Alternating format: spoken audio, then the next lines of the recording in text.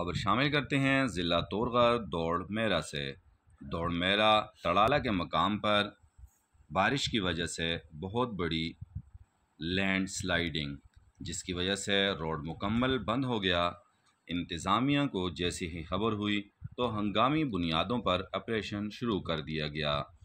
Additional deputy commissioner Torghar جناب صفدر اعظم قریشی صاحب کے زیر نگرانی ان کی ٹیم نے بڑی جافشانی سے روڈ کھولنے کا کام کیا اور بہت جلد ہی روڈ مکمل کلیئر کر دیا گیا۔